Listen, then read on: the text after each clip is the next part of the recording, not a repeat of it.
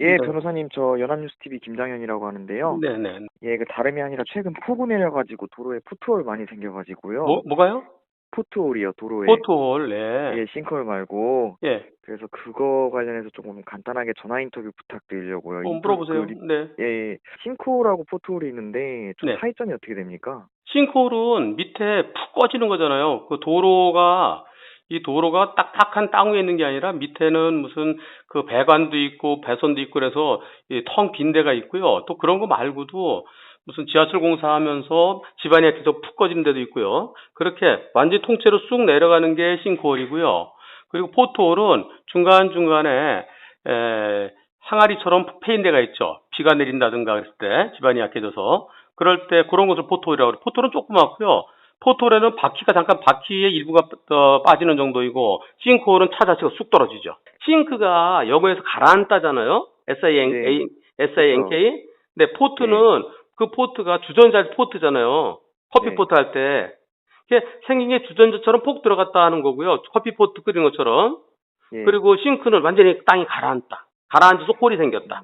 그러니까 이제 포트홀 같은 경우에는 차가 지나갈 수는 있는 거네요. 그렇죠. 근데 바퀴가 빠지는 거죠. 그 옆으로 지나가는 차는 괜찮은데 그 폭페인대를 지나가면 바퀴가 턱 걸리면서 오토바이 같은 건 넘어지고요. 자동차는 그 바퀴 휠이나 이런 데 손상될 수 있고요. 그럼 그 포트홀이 예. 발생 원인은 어떻게 됩니까? 최근에 뭐 비가 와서 대체로 많이 비 올 때 많이 떴다는데. 일어나죠. 비 올 때요. 장마철에 비 많이 오면은 좀 페인대가 있는데 그걸 그때그때 보수를 해야 되는데 그러지 않아 갖고 그대로 놔두면은 비 내린데 지나가면 거기가 패였는지 안 패였는지 몰라서 밤에 사고 많이 나요. 예. 그러면은 이런 운전자 입장에서 조금 예. 어떻게 하면 되겠습니까? 주의하려면. 우선 비 내릴 때는 속도를 줄여야 되고요. 비 내릴 때 기본적으로 20% 감속해야 되고 비가 억수로 내릴 때는 50% 감속해야 되죠. 그리고 밤에 감속 의무는 없지만은 비나 또는 눈이나 안개 때문에 100m 가시거리가 100m가 넘지 않으면 50% 감속하도록 되어 있어요. 밤에 전조등 불빛이 한 4, 50m도 채 안 가거든요. 그런데 밤에 감속을 안 해요. 가로등이 있다 하더라도 가로등이 아주 밝으면 모르겠는데 그렇지 않은 곳에서는 밤에는 평소보다 감속하고 또 특히 밤에 비가 오면 더 감속하고 왜냐하면 그 앞에 도로 상황이 어떤지 모르니까요.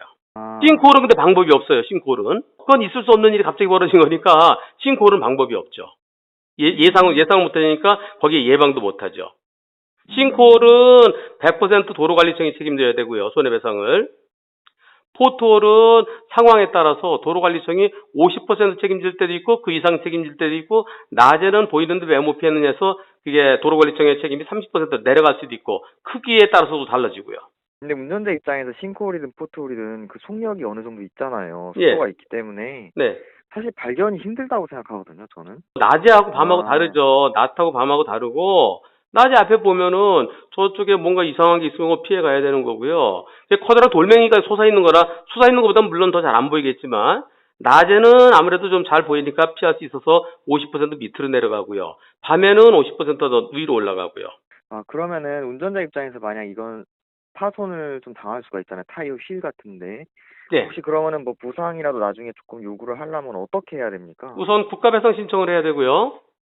국가배상 신청해서 적정선에서 배상이 이루어지게 되면은 괜찮은데 그렇지 않으면 국가배상 소송까지 가야 되죠.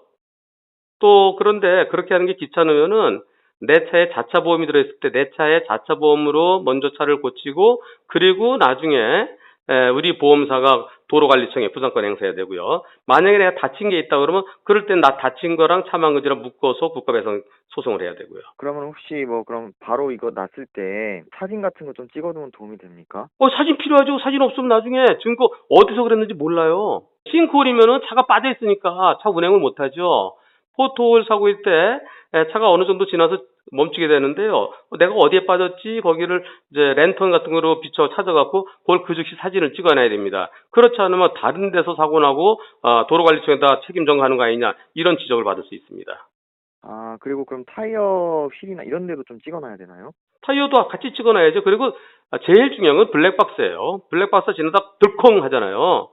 덜컹한 차를 세우고 그럼 블랙박스에서 어디에 빠졌다는 게 있고 그리고 가서 어디서 빠졌지 그 근처에서 사진을 찍어두고 그리고 파손된 부위 사진 찍어두고 그래야 그 증거가 확보돼서 나중에 손해배상 받을 수 있습니다. 알겠습니다. 그럼 뭐 방법은 서행하고 그렇죠. 그래도 그거 나타났다 해도 갑자기 차선을 변경하면 더 위험하잖아요. 그럼요. 뒤에 차가 오니까 그럴 때는 네. 비상등 켜고 차 안 올 때 안전한 곳으로 빼야죠. 예, 네. 박사님 고맙습니다. 네네. 네. 네.